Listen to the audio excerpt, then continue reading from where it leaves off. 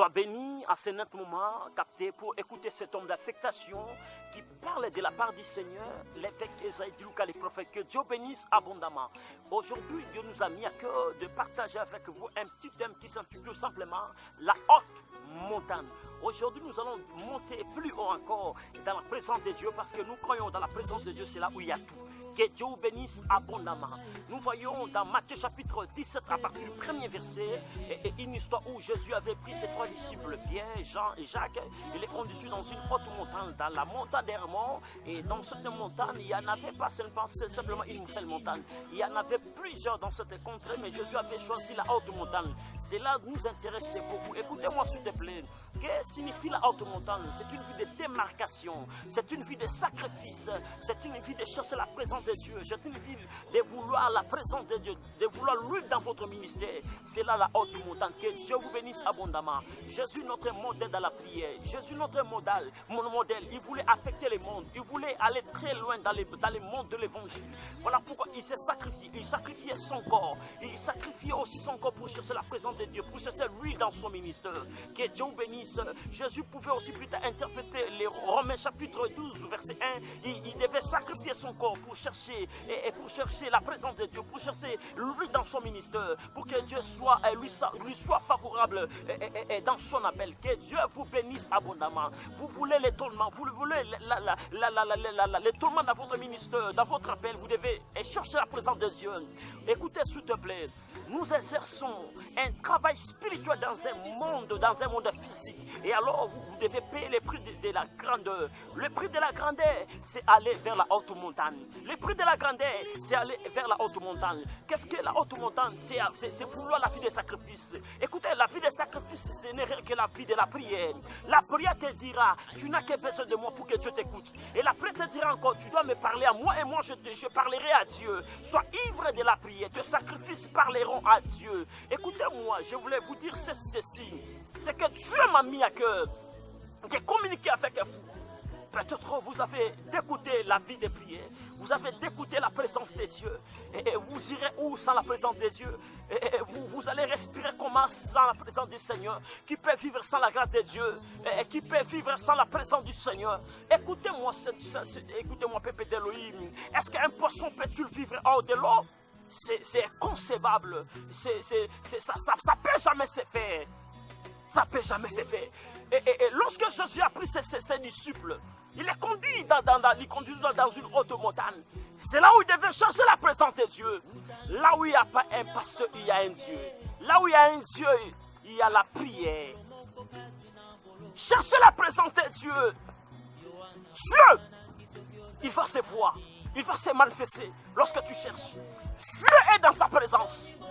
La prière a fait des gens et des hommes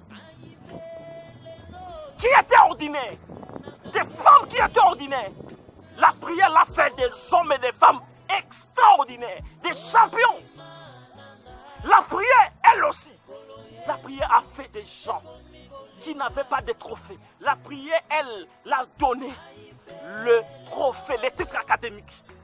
La prière te fera asseoir parmi les grands.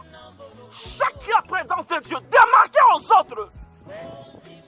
Cherche la présence de Dieu. Dieu m'a dit ceci. Parle à mes hommes qui se tiennent devant ma présence. Somme chapitre 134, le verset 1er. Toutes les nuits qui se tiennent devant ma présence. Dis-les qui se tiennent. Dieu a besoin que tu te tiennes devant sa présence. Jusque-là, tu n'as pas prié, mais tu pleures. Chaque chapitre 5, verset 13. Parmi vous, y a-t-il quelqu'un qui est dans la souffrance? Qu'il prie, qu'il cherche ma place. Je crois que tu as un problème. Je crois que tu as un problème d'emploi. Je crois que tu as un problème de maladie. Tu as un problème de voyage. Tu as un problème de santé. Tu as un problème de mari, de femme de nuit. Tu as un problème de la maladie. Prie, le Seigneur va t'écouter dans la prière. Que Dieu vous bénisse abondamment. Celui qui veut bâtir un hôtel, qui crase en profondeur. Tu as besoin que le monde te voie. Tu as besoin que le monde parle aussi de ton ministère. Tu as qu'un seul chemin. C'est le chemin de la prière. Les gens que tu as en vie aujourd'hui, ils ont aussi payé le prix de la sacrifice. Écoutez, la sorcellerie pourrit, mais la prière, elle ne pourrit jamais. Cherche la présence de Dieu. Dieu, il t'attend que dans la prière.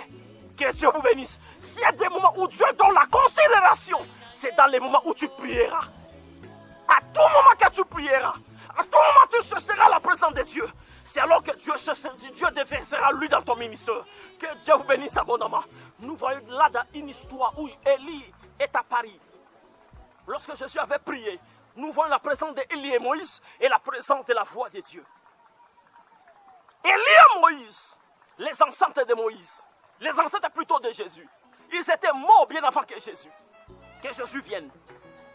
Mais lorsque Jésus prie, Dieu a pourvu que Jésus soit entretenu avec Moïse et Élie. Que cela donc signifie. J'ai écouté les hommes qui disent on peut s'entretenir avec les esprits des ancêtres, avec nos esprits, parce que vous ne voyez-vous pas que Jésus s'est entretenu avec les esprits de ses ancêtres, il s'est entretenu avec Moïse et Élie. Écoutez-moi s'il te plaît. Vous savez pourquoi Dieu a permis que l'esprit de Moïse et Élie s'entretienne avec Jésus? C'est parce que Élie et Moïse, il avait qu'une seule adresse, un seul soubassement, Adonai, le Dieu qui a créé les cieux sur la terre. Élie et Moïse, ils n'ont pas servi le Dieu des esprits de la sorcellerie. Ils n'ont pas servi Lucifer ni les esprits des démons. Ils ont servi que Adonai, le Dieu suprême. Mais à nos jours, Dieu est strictement en horreur avec quiconque va interroger les esprits qui sont morts. Lorsque tu interroges ton père, tu interroges ta mère et les ancêtres, tu n'interroges pas eux à eux, mais tu t'interroges aux esprits, aux démons. Laisse-moi te dire ceci. Ne sois pas en contact aux esprits qui sont déjà morts.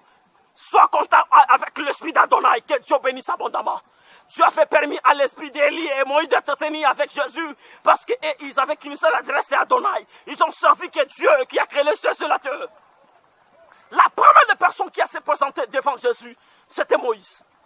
Il a dit à Jésus, Jésus, n'ayez pas peur. Moi, Dieu m'avait envoyé chez Pharaon. J'étais là-bas, dans sa maison. Je suis grandi là-bas. Mais lorsque je suis un Égyptien, j'étais là-bas au désert. Je me suis fié au désert.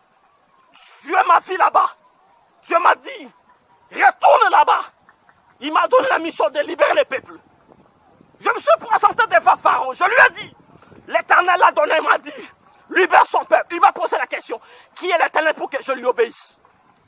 C'est comme pour dire, est-ce que Dieu existe? Cela m'a choqué, cela m'a blessé au fond de mon cœur.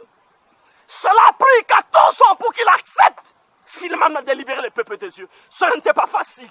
Vas-y Jésus, le monde t'attend. N'ayez pas peur. Voici ou voilà les paroles d'Élie auprès de Jésus. Jésus avait pris les réconfort lorsqu'il avait pris. Il avait écouté cette parole provenant du prophète Élie, du prophète Moïse. Les seconds, c'était le prophète Élie. Lorsqu'Élie est venu, il dit, moi aussi, le Père était descendu à ma prière. Mais Jézabel, la source de la sorcellerie en Israël, la femme d'Akab, elle s'est mise à me poursuivre. Elle s'est mise à me perdre à ma marche pour me détruire. Je même perdu l'adresse de ma maison. Je pouvais se cacher dans des cavernes. Je pouvais même demander la mort. Jésus, n'ayez pas peur. Dieu qui m'a délivré auprès de Jézabel, il te délivrera aussi. Vas-y. Les gens qui sont morts avant toi, les gens comme Adam, les gens comme Noé, beaucoup de hommes, il attend que tu descendes jusqu'au séjour des morts pour que tu les prêches l'évangile de ton sang. Et alors ils seront ressuscités avec toi. Lorsque Jésus a écouté cela, Jésus a dit, je vais affronter la mort. Parce que Jésus en face de lui, il avait la réalité de la mort. Il devait affronter la mort. Lorsque Jésus a écouté cela, Jésus a dit merci. Voilà pourquoi Jésus a fait permis à ces deux ancêtres de s'entretenir avec Jésus. Écoutez-moi s'il te plaît. J'aimerais vous dire, à tout moment, tu chercheras la présence de Dieu. À tout moment, tu chercheras la face de Dieu. Dieu dans le ciel. Dieu, il fera ressentir la voix sa voix dans ton ministère. Il dira, écoutez-moi, celui-ci c'est ma servante, celui-ci c'est mon serviteur. Il dira, celle-ci c'est ma servante, celui-ci c'est mon serviteur. Écoutez-le, j'ai mis en lui mon appel, j'ai mis en lui ma mission. Tu as la mission de Dieu, tu as l'appel de Dieu. Réveille-toi, toi qui dors. Toi qui crois que c'est facile, toi qui crois que l'onction c'est facile, l'onction c'est le prix de sacrifice. Cherche de Dieu, Dieu est devant toi. Lorsque tu dois le chercher, tu verras Dieu dans ton chemin de sacrifice. Tu verras Dieu dans ton chemin de sacrifice. Cherche de Dieu, Dieu est devant toi. Dieu m'a dit, cherche-lui pendant qu'il est là. Il est là maintenant. Il va te toucher. Le dégoût de la prière qui cesse en toi. Le dégoût, l'ivresse, la prostitution, l'impudicité, c'est là à engloutir l'esprit de la prière. Je brise cet esprit d'envoûtement, cet esprit de dépression mentale. Cherche la parole de Dieu, cherche la force de Dieu. Dieu t'a appelé pour des grandes choses. Dieu t'a appelé pour des grandes choses. Dieu t'a appelé pour des grandes choses. Il y a un seul bouton qui te reste. Prends conscience, c'est Dieu qui t'a appelé. Prends simplement conscience. Et il te reste un seul bouton, le bouton de la prière, le bouton du vie de sacrifice. Que Dieu vous bénisse abondamment.